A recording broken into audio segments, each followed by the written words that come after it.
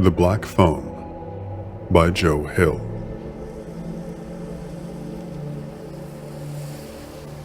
The fat man on the other side of the road was about to drop his groceries.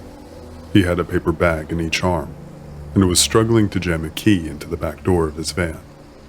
Finney sat on the front steps of Poole's Hardware, a bottle of grape soda in one hand, watching it all. The fat man was going to lose his groceries the moment he got the door open. The one in his left arm was already sliding free. He wasn't any kind of fat, but grotesquely fat. His head had been shaved to a glossy polish, and there were two plump folds of skin where his neck met the base of his skull. He wore a loud Hawaiian shirt. Toucans nestled among hanging creepers, although it was too cool for short sleeves. The wind had a brisk edge, so that Finney was always hunching and turning his face away from it. He wasn't dressed for the weather either. It would have made more sense for him to wait for his father inside. Only John Finney didn't like the way old Tremont Poole was always eyeballing him, half glaring, as if he expected him to break or shoplift something. Finney only went in for grape soda, which he had to have. It was an addiction. The lock popped and the rear door of the van sprang open. What happened next was such a perfect bit of slapstick, it had to have been practiced. And only later did it occur to Finney that it probably had been. The back of the van contained a gathering of balloons, and the moment the door was open, they shoved their way out in a jostling mass, thrusting themselves at the fat man, who reacted as if he had no idea they would be there. He leapt back.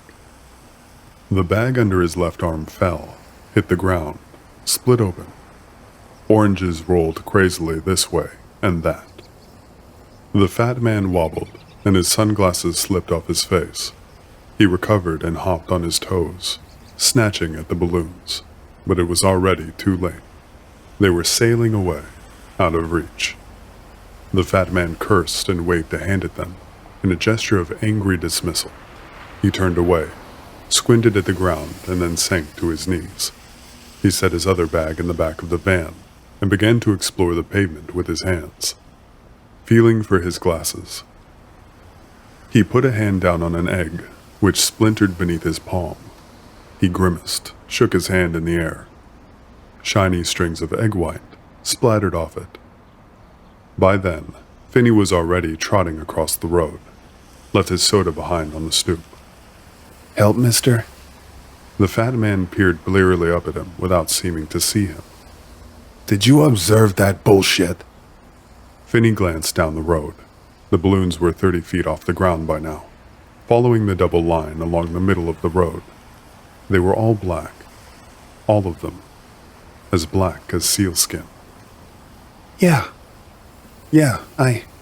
he said, and then his voice trailed off and he frowned, watching the balloons bobbing into the low, overcast sky. The sight of them disturbed him in some way. No one wanted black balloons. What were they good for anyway?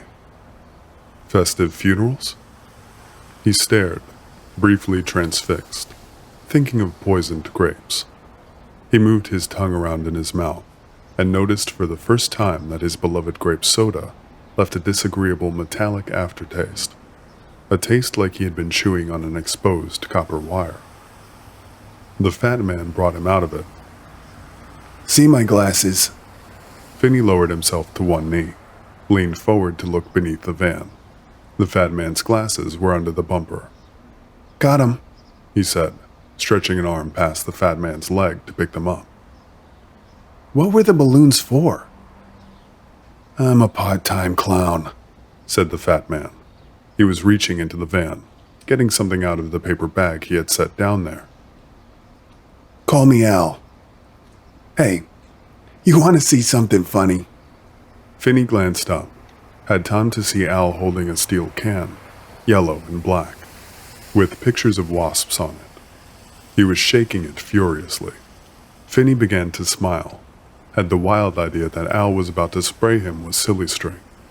The part-time clown hit him in the face with a blast of white foam. Finney started to turn his head away, but was too slow to avoid getting it in his eyes. He screamed and took some in the mouth, tasted something harsh and chemical. His eyes were coals, cooking in their sockets. His throat burned. In his entire life, he had never felt pain like it. A searing, icy heat. His stomach heaved, and the grape soda came back up in a hot, sweet rush. Al had him by the back of the neck and was pulling him forward into the van. Finney's eyes were open, but all he could see were pulsations of orange and oily brown that flared, dripped, ran into one another, and faded. The fat man had a fistful of his hair and another hand between his legs, scooping him up by the crotch. The inside of Al's arm brushed his cheek. Finney turned his head and bit down on a mouthful of wobbling fat, squeezed until he tasted blood. The fat man wailed and let go, and for a moment, Finney had his feet on the ground again.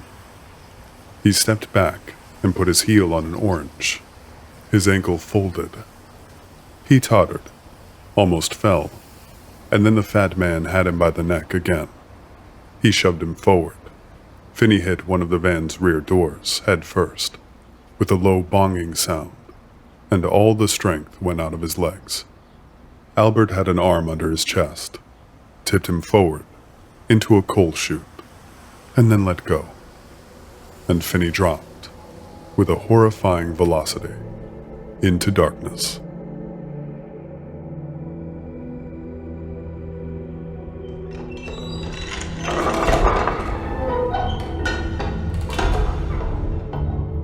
A door banged open. His feet and knees were sliding across linoleum. He couldn't see much, was pulled through darkness toward a faint, fluttering moth of gray light that was always dancing away from him. Another door went crash, and he was dragged down a flight of stairs. His knees clubbed each step on the way down. Al said, "Fucking arm. I ought to snap your neck right now, what you did to my arm." Finney thought of resisting. They were distant, abstract thoughts. He heard a bolt turn, and he was pulled through a last door, across cement, and finally, to a mattress. Al flipped him onto it.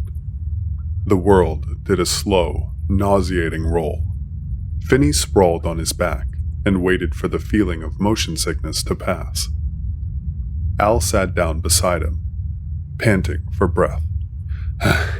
"Jesus, I'm covered in blood, like I killed someone. Look at this arm," he said. Then he laughed, husky, disbelieving laughter. "Not that you could see anything." Neither of them spoke, and an awful silence settled upon the room. Finney shook continuously, had been shivering steadily, more or less since regaining consciousness. At last, Albert spoke. "I know you're scared of me, but I won't hurt you anymore. What I said about I ought to snap your neck, I was just angry. You did a number on my arm, but I won't hold it against you. I guess it makes us even. You don't need to be scared because nothing bad is going to happen to you here. You got my word, Johnny." At the mention of his name, Finney went perfectly still. Abruptly stopped trembling. It wasn't just that the fat man knew his name. It was the way he said it. His breath, a little trill of excitement. "Johnny." Finney felt a ticklish sensation crawling across his scalp, and realized Al was playing with his hair. "You want a soda? Tell you what, I'll bring you a soda and then... Wait, did you hear the phone?"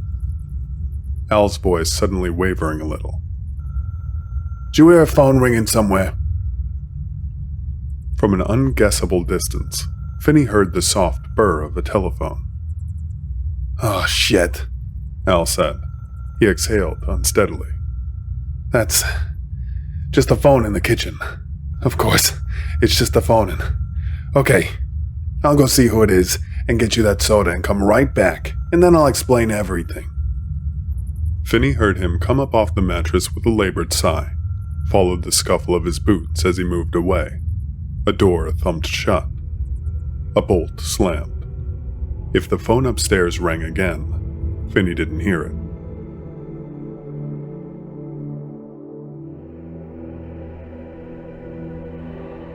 He didn't know what Al was going to say when he came back, but he didn't need to explain anything. Finney already knew all about it. The first child to disappear had been taken 2 years ago, just after the last of the winter's snow melted. The hill behind St. Luke's was a lumpy slope of greasy mud. So slippery, kids were going down it on sleds, cracking each other up when they crashed at the bottom. A 9-year-old named Lauren ran into the brush on the far side of Mission Road to take a whiz and never came back. Another boy went missing 2 months later, on the 1st of June. The papers named the kidnapper the Galesburg Grabber, a name Finney felt lacked something on Jack the Ripper. He took a third boy on the 1st of October, when the air was aromatic with the smell of dead leaves crunching underfoot. That night, John and his older sister Susanna sat at the top of the stairs and listened to their parents arguing in the kitchen. Their mother wanted to sell the house, move away, and their father said he hated when she got hysterical. Something fell over or was thrown. Their mother said she couldn't stand him anymore, was going crazy living with him. Their father said so don't, and turned on the TV. 8 weeks later, at the very end of November, the Galesburg Grabber took Bruce Yamada. Finney wasn't friends with Bruce Yamada, had never even had a conversation with him, but he had known him. They'd pitched against each other the summer before Bruce disappeared. Bruce Yamada was maybe the best pitcher the Galesburg Cardinals had ever faced, certainly the hardest thrower. The ball sounded different when he threw it in the catcher's glove. Not like it sounded when other kids threw. When Bruce Yamada threw, it was like the sound of someone opening the champagne. Finney pitched well himself, giving up just a pair of runs, and those only because Jay McGintley dropped a big lazy fly to the left that anyone else would have caught. After the game, Galesburg lost 5-1. The teams formed into 2 lines and started to march past each other, slapping gloves. It was then when Bruce and Finney met each other to touch gloves that they spoke to each other for the one and only time in Bruce's life. "You were dirty," Bruce said. Finney was flustered with happy surprise, opened his mouth to reply, but all that came out was, "Good game," same as he said to everyone. It was a thoughtless, automatic line, repeated 20 straight times, and it was said before he could help himself.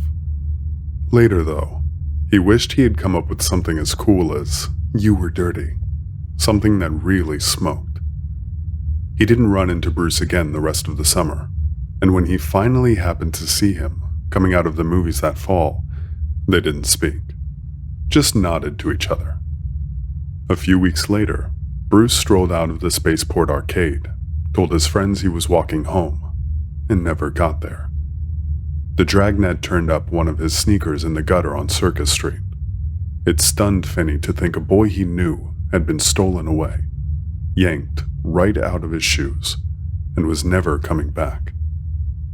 Was already dead somewhere, with dirt in his face and bugs in his hair, and his eyes open and staring at exactly nothing. But then a year passed, and more, and no other kids disappeared, and Finney turned 13, a safe age. The person snatching children had never bothered with anyone older than 12. People thought the Galesburg Grabber had moved away, or been arrested for some other crime, or died. Maybe Bruce Yamada killed him, Finney thought once, after hearing 2 adults wonder aloud whatever happened to the grabber.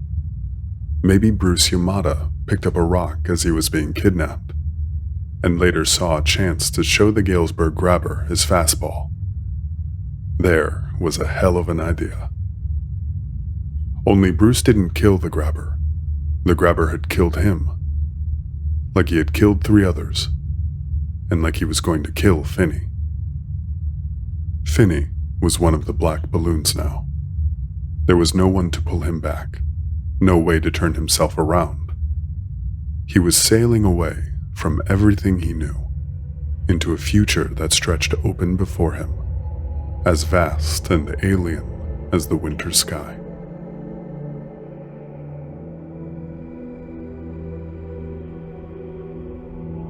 He risked opening his eyes. The air stung his eyeballs, and it was like looking through a Coke bottle. Everything distorted and tinted an unlikely shade of green, although that was an improvement on not being able to see at all. He was on a mattress at the end of a room with white plaster walls. The walls seemed to bend in at the top and bottom, enclosing the world between like a pair of white parentheses. He assumed, hoped, this was only an illusion created by his poisoned eyes. Finney couldn't see to the far end of the room, couldn't see the door he had been brought in through. He might have been underwater, peering into silty jade depths, a diver in the cabin room of a sunken cruise liner. To his left was a toilet with no seat. To his right, midway down the room, was a black box or cabinet bolted to the wall. At first he couldn't recognize it for what it was, not because of his unclear vision, but because it was so out of place, a thing that didn't belong in a prison cell. A phone, a large, old-fashioned black phone, the receiver hanging from a silver cradle on the side. Al wouldn't have left him in a room with a working phone. If it worked, one of the other boys would have used it. Finney knew that, but he felt the thrill of hope anyway. So intense it almost brought tears to his eyes. Maybe he had recovered faster than the other boys. Maybe the others were still blind from the wasp poison when Al killed them. Never even knew about the phone. He grimaced, appalled by the force of his own longing. But then he started crawling toward it, plunged off the edge of the mattress, and fell to the floor, 3 stories below. His chin hit the cement. A black flashbulb blinked in front of his brain, just behind his eyes.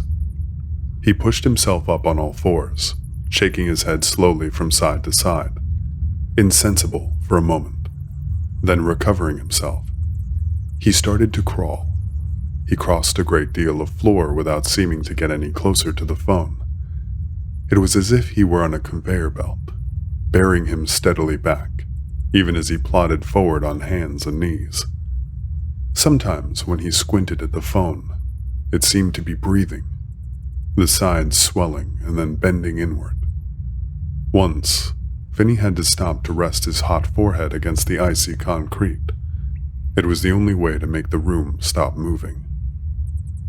When he next looked up, he found the phone directly above him.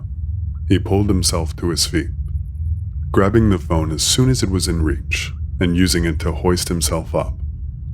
It was not quite an antique, but certainly old, with a pair of round silver bells on top and a clapper between them, a dial instead of buttons.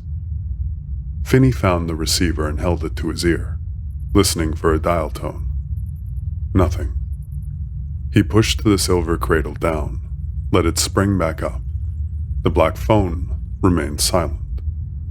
He dialed for the operator. The receiver went click, click, click in his ear, but there was no ring on the other end. No connection. "It doesn't work," Al said. "It hasn't worked since I was a kid." Finney swayed on his heels and then steadied himself. He for some reason didn't want to turn his head and make eye contact with his captor, and he allowed himself only a sideways glance at him. The door was close enough to see now, and Al stood in it. "Hang up," he said, but Finney stood as he was, the receiver in one hand, and for a moment, Al went on. "I know you're scared, and you want to go home. I'm going to take you home, soon. Everything's all fucked up, and I have to be upstairs for a while. Something's come up." "What?" Never mind what? Another helpless, awful surge of hope. Poole, maybe. Old Mr. Poole had seen Albert shoving him into the van and called the police. Did someone see something? Are the police coming? If you let me go, I won't tell. I won't. No, the fat man said, and laughed, harshly and unhappily. Not the police. Someone, though? Someone's coming? The kidnapper stiffened, and the close-set eyes in his wide, homely face were stricken and wondering. He didn't reply, but he didn't need to.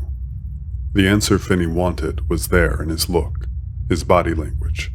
Either someone was on the way, or already there, upstairs somewhere. I'll scream, Finney said. If there's someone upstairs, they'll hear me. No, he won't. Not with the door shut. He? Al's face darkened, the blood rushing through his cheeks. Finney watched his hands squeeze into fists, and then open slowly again. When the door's shut, you can't hear anything down here, Al went on, in a tone of forced calm. I soundproofed it myself, so shout if you want. You won't bother anyone. You're the one who killed those other kids. No, not me. That was someone else. I'm not going to make you do anything you won't like. Something about the construction of this phrase, I'm not going to make you do anything you won't like, brought a fever heat to Finney's face and left his body cold, roughened with goose flesh. If you try to touch me, I'll scratch your face. And whoever's coming to see you will ask why. Albert gazed at him blankly for a moment, absorbing this, then said, You can hang up the phone now. Finney set the receiver back in the cradle. I was in here, and it rang once, Al said. Creepiest thing. I think static electricity does it. Went off once when I was standing right beside it, and I picked it up, without thinking, to see if anyone was there. Finney didn't want to make conversation with somebody who meant to kill him at the first convenient opportunity, and was taken by surprise when he opened his mouth and heard himself asking a question. Was there? No. Didn't I say it doesn't work? The door opened and shut. In the instant it was ajar, the great, ungainly fat man slipped himself out, bouncing on his toes, a hippo performing ballet, and was gone before Finney could open his mouth to yell.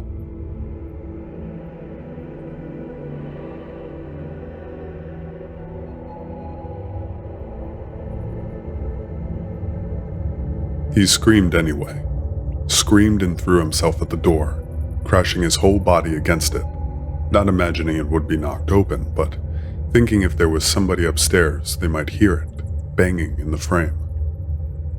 He didn't shout until his throat was raw, though.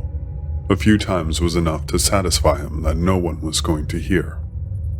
Finney quit hollering to peer around his underwater compartment, trying to figure out where the light was coming from. There were two little windows, long glass slots, set high into the wall, well out of easy reach, emitting some faint, weed-green light. Rusty grills had been bolted across them. Finney studied one of the windows for a long time, then ran at the wall. Didn't give himself time to think how drained and sick he was. Planted a foot against the plaster and leaped. For one moment, he grabbed the grill, but the steel links were too close together to squeeze a finger in, and he dropped back to his heels, then fell on his rear, shivering violently. Still, he had been up there long enough to get a glimpse through the filth-obscured glass. It was a double window, ground level, almost completely hidden behind strangling bush. If he could break it, someone might hear him shouting. They all thought of that, he thought. And you see how far it got them. He went around the room again and found himself standing before the phone once more, studying it His gaze tracked the slender black wire stapled to the plaster above it. It climbed the wall for about a foot, then ended in a spray of frayed copper filaments. Finney discovered he was holding the receiver again, had picked it up without knowing he was doing it, was even holding it to his ear. An unconscious act of such hopeless, awful want. It made him shrink into himself a little. Why would anyone put a phone in their basement? But then there was the toilet too. Maybe, probably. Awful thought. Someone had once lived in this room. Then he was on the mattress, staring through the jade murk at the ceiling. He noted for the first time that he hadn't cried and didn't feel like he was going to. He was very intentionally resting, building up his energy for the next round of exploration and thought. Would be circling the room, looking for an advantage, something he could use until Al came back. Finney could hurt him if he had anything at all to use as a weapon. A piece of broken glass, a rusted spring. Were there springs in the mattress? When he had the energy to move again, he'd try and figure it out. By now his parents had to know something had happened to him. They had to be frantic. But when he tried to picture the search, he didn't visualize his weeping mother answering a detective's questions in her kitchen, and he didn't see his father, out in the front of Poole's Hardware, turning away from the sight of a policeman carrying an empty bottle of grape soda in an evidence bag. Instead, he imagined Susanna, standing on the pedals of her 10-speed and gliding down the center of one wide residential avenue after another, the collar of her denim jacket turned up, grimacing into the icy sheer of the wind. Susanna was 3 years older than Finney, but they had both been born on the same day, June 21st, a fact she held to be of mystical importance. Susanna had a lot of occultish ideas, owned a deck of tarot cards, read books about the connection between Stonehenge and aliens. When they were younger, Susanna had a toy stethoscope, which she would press to his head in an attempt to listen in on his thoughts. He had once drawn 5 cards out of a deck at random, and she had guessed all of them, one after another, holding the end of the stethoscope to the center of his forehead. 5 of spades, 6 of clubs, 10, and Jack of diamonds, Ace of hearts. But then she had never been able to repeat the trick. Finney saw his older sister searching for him down the streets that were, in his imagination, free of pedestrians or traffic. The wind was in the trees, flinging the bare branches back and forth so they appeared to rake futilely at the low sky. Sometimes Susanna half closed her eyes, as if to better concentrate on some distant sound calling to her. She was listening for him, for his unspoken cry, hoping to be guided to him by some trick of telepathy. She made a left, then a right, moving automatically, and discovered a street she had never seen before. A dead-end road. On either side of it were disused-looking ranches, with unraked front lawns, children's toys left out in the driveways. At the sight of this street, her blood quickened. She felt strongly that Finney's kidnapper lived somewhere on this road. She biked more slowly, turning her head from side to side, making an uneasy inspection of each house as she went by. The whole road seemed in a state of improbable silence, as if every person on it had been evacuated weeks ago, taking their pets with them, locking all the doors, turning out all of the lights. Not this one, she thought. Not that one. And on, to the dead end of the street, and the last of the houses. She put a foot down, stood in place with her bike under her. She hadn't felt hopeless yet, but standing there, chewing her lip and looking around, the thought began to form that she wasn't going to find her brother, that no one was going to find him. It was an awful street, and the wind was cold. She imagined she could feel the cold inside her, a ticklish chill behind the breastbone. In the next moment she heard a sound, a tinny twanging, which echoed strangely.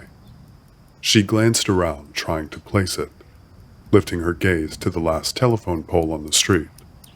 A mass of black balloons were caught there, snarled in the lines. The wind was wrestling to wrench them free, and they bobbled and weaved, pulling hard to escape. The wires held the balloons implacably where they were. She recoiled at the sight of them. They were dreadful. Somehow, they were dreadful. A dead spot in the sky. The wind plucked at the wires and made them ring. When the phone rang, Finney opened his eyes. The vivid little story he had been telling himself about Susanna fleeted away. Only a story, not a vision. A ghost story. And he was the ghost, or would be soon. He lifted his head from the mattress, started to find it almost dark, and his gaze fell upon the black phone.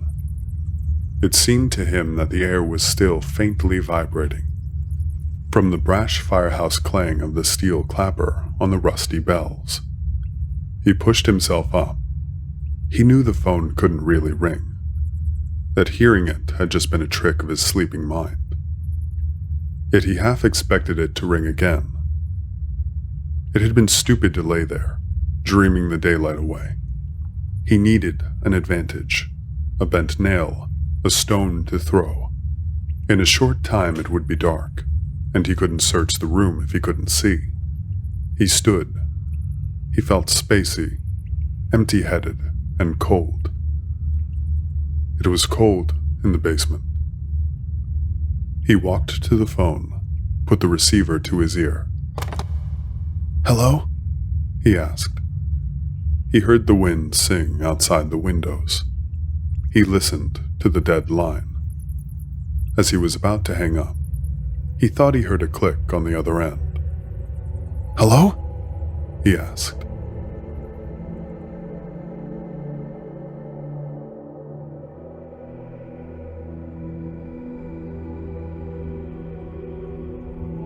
When the darkness gathered itself up and fell upon him, he curled himself on the mattress with his knees close to his chest.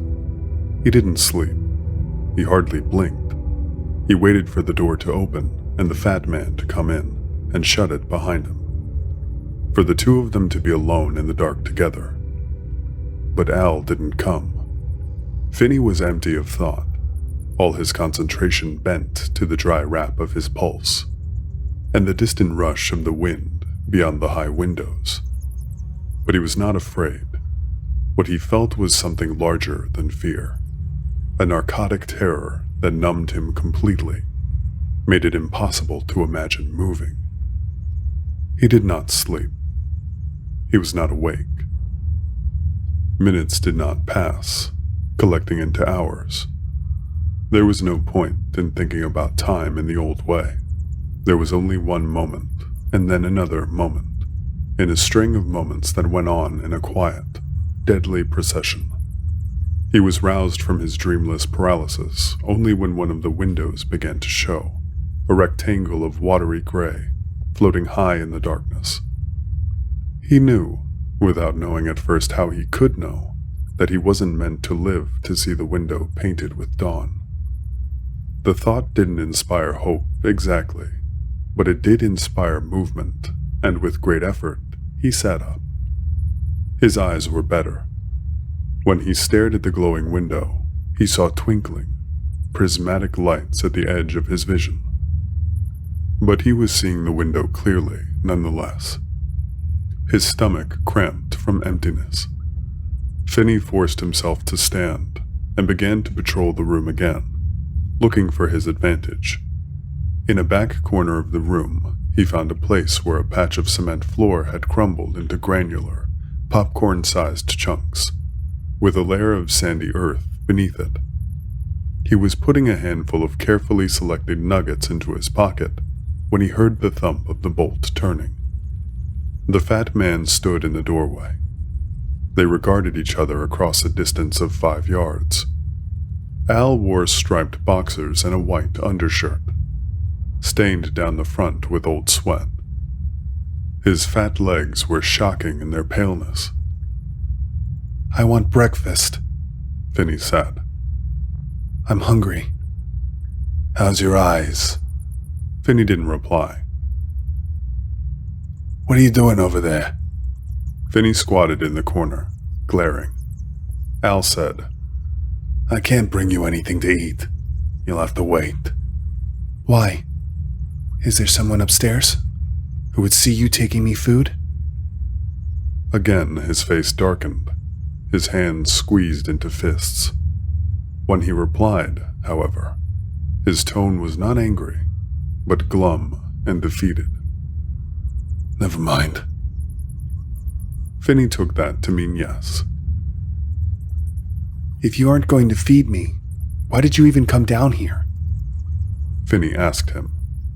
Al shook his head, staring at Finney with a kind of morose resentment, as if this was another unfair question he couldn't possibly be expected to answer. But then he shrugged and said, "Just to look at you. I just wanted to look at you." Finney's upper lip drew back from his teeth in an unreasoned expression of disgust, and Albert visibly wilted. "I'll go." When he opened the door, Finney sprang to his feet and began to scream help. Al stumbled over the door jamb in his haste to back out and almost fell, then slammed the door. Finney stood in the center of the room, sides heaving for breath. He had never really imagined he could get past Albert and out the door. It was too far away. Had only wanted to test his reaction time. Fatty was even slower than he thought. He was slow, and there was someone else in the house, someone upstairs. Almost against his will, Finney felt the building sense of charge, a nervous excitement that was almost like hope. For the rest of the day, and all that night, Finney was alone.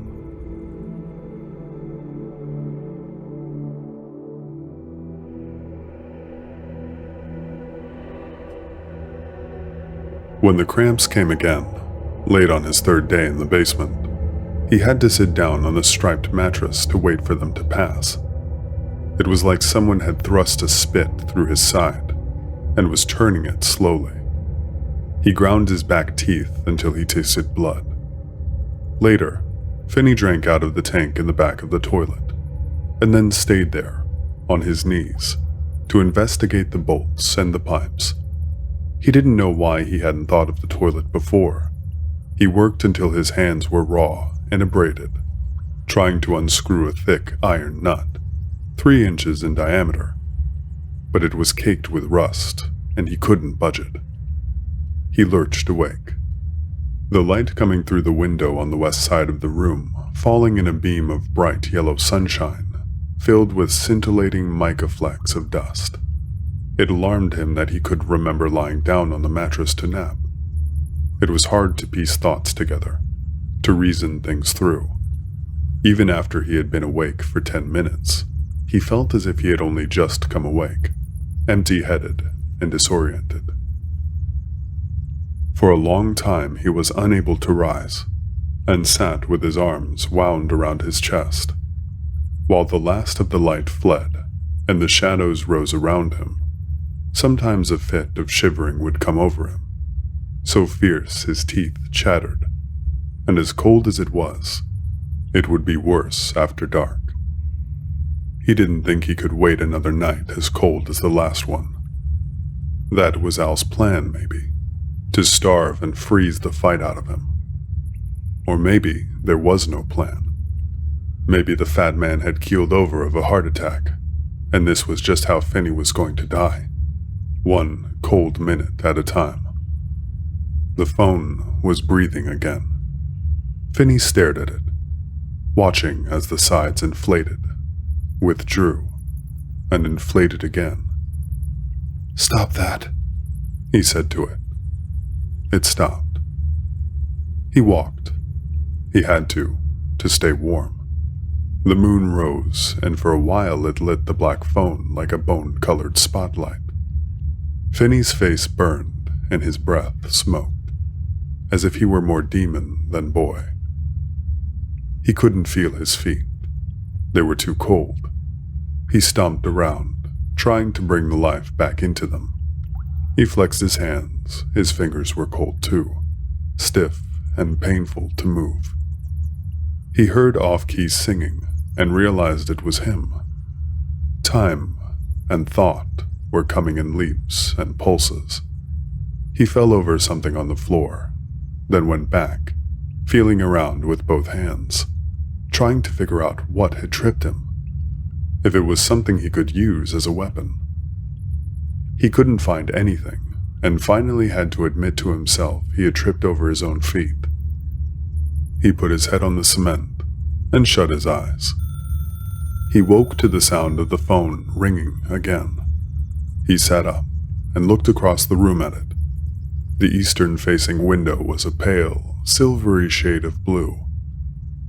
He was trying to decide if it had really rung, or if he had only dreamt it ringing, when it rang once more, a loud, metallic clashing. Finney rose, then waited for the floor to stop heaving underfoot. It was like standing on a waterbed. The phone rang a third time, the clapper clashing at the bells. The abrasive reality of the sound had the effect of sweeping his head clear, returning him to himself. He picked up the receiver and put his ear to it. Hello? He asked. He heard the snowy hiss of static. John, said the boy on the other end. The connection was so poor, the call might have been coming from the other side of the world. listen, John. It's going to be today. Who is this? I don't remember my name. The boy said. It's the first thing you lose. First thing you lose when? You know when. But Finney thought he recognized the voice, even though they had only spoken to each other that one time. Bruce? Bruce Yamada? Who knows?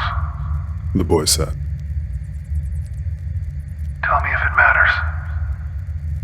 Finney lifted his eyes to the black wire traveling up the wall, stared at the spot where it ended in a spray of copper needles. He decided it didn't matter. What's going to be today? Finney asked. I was calling to say he left you away to fight him. What way? You're holding it. Finney turned his head, looked at the receiver in his hand. From the earpiece, which was no longer against his ear, he heard the faraway hiss of static and the tinny sound of the dead boy saying something else. What? Finney asked, putting the receiver to his ear once more. Sand. Bruce Yamada told him. Make it heavier. It isn't heavy enough. Do you understand? Did the phone ring for any of the other kids?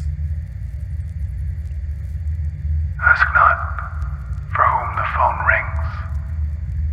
Bruce said, and there came a soft, childish laughter. Then he said, None of us heard it. It rang, but none of us heard. Just you. A person has to stay here a while before you learn how to hear it. You're the only one to last this long. He killed the other children before they recovered. But he can't kill you. Can't even come downstairs. His brother sits up all night in the living room, making phone calls. His brother is a cokehead who never sleeps. Albert hates it, but he can't make him leave. Bruce? Are you really there? Or am I losing my mind? Albert hears Bruce replied, continuing as if Finney had said nothing. Sometimes, when he's down here in the basement, we'll prank call him. I feel weak all the time, and I don't know if I can fight him the way I feel. You will. You'll be dirty. And I'm glad it's you. You know, she really found the balloons, John. Susanna did. She did? Ask her when you get home. There was a click. Finney waited for a dial tone, but there was none.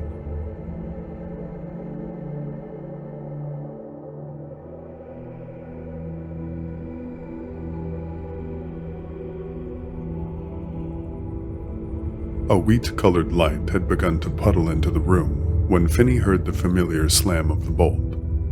His back was to the door. He was kneeling in the corner of the room, at the place where the cement had been shattered to show the sandy earth beneath. Finney still had the taste of old copper in his mouth, a flavor like the bad aftertaste of grape soda. He turned his head, but didn't rise, shielding what was in his hands with his body. He was so startled to see someone besides Albert, he cried out, sprang unsteadily to his feet. The man in the doorway was small, and although his face was round and plump, the rest of his body was too tiny for his clothes. A rumpled army jacket, a loose, cable-knit sweater. His unkempt hair was retreating from the egg-shaped curve of his forehead. One corner of his mouth turned up in a wry, disbelieving smile. Holy shit, said Albert's brother. I knew he had something he didn't want me to see in the basement, but I mean, holy shit.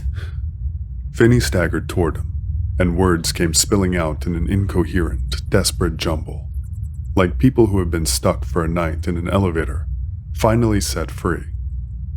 Please, my mom, help, call my sister. Don't worry, he's gone. He had to run into work, said the brother. And now I know why he was freaking out about getting called in. He was worried I'd find you while he was out. Albert stepped into the light behind him with a hatchet and lifted it up, cocked it like a baseball bat over one shoulder. Albert's brother went on.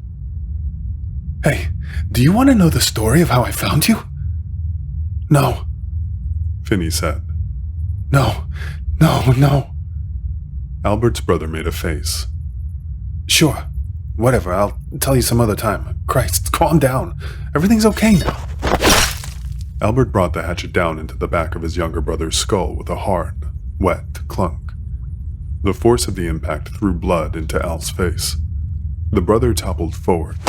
The axe stayed in his head, and Albert's hands stayed on the handle. As the brother fell, he pulled Al over with him. Albert hit the basement floor on his knees, drew a sharp breath through clenched teeth. The axe handle slipped out of his hands, and his brother fell onto his face with a heavy, boneless thump. Albert grimaced, then let out a strangled cry, staring at his brother with the axe in him. Finney stood a yard away, breathing shallowly, holding the receiver to his chest in one hand. In the other hand was a coil of black wire, the wire that had connected the receiver to the black phone. It had been necessary to chew through it to pull it off. The wire itself was straight, not curly like on a modern phone. He had the line wrapped 3 times around his right hand. You see this? Albert said, his voice choked, uneven. He looked up. You see what you made me do? Then he saw what Finney was holding, and his brow knotted with confusion. What the fuck you do to the phone? Finney stepped towards him and snapped the receiver into his face, across Al's nose. He had unscrewed the mouthpiece and filled the mostly hollow receiver with sand, and screwed the mouthpiece back in to hold it all in place. It hit Albert's nose with a brittle snap like plastic breaking.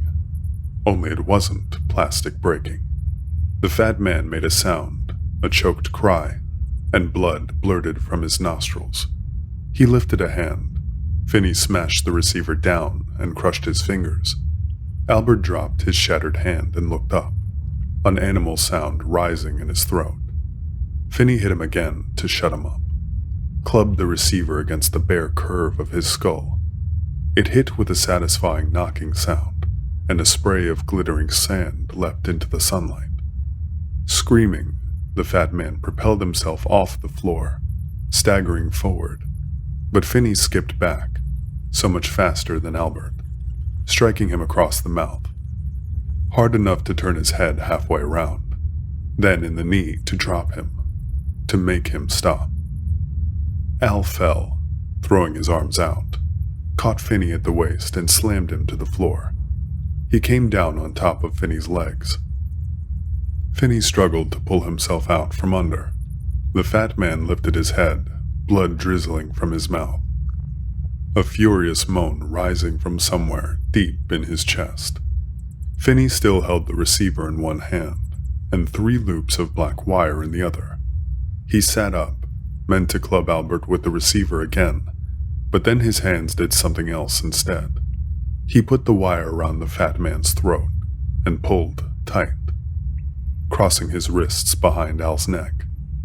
Albert got a hand on his face and scratched him, flaying Finney's right cheek. Finney pulled the wire a notch tighter, and Al's tongue popped out of his mouth. Across the room, the black phone rang. The fat man choked.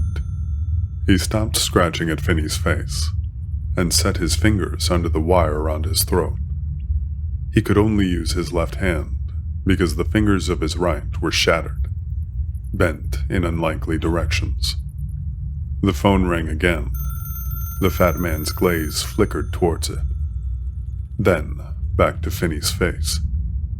Albert's pupils were very wide, so wide the golden ring of his irises had shrunk to almost nothing. His pupils were a pair of black balloons, obscuring twin suns. The phone rang and rang. Finney pulled at the wire. On Albert's dark, bruise-colored face was a horrified question. "It's for you," Finney told him.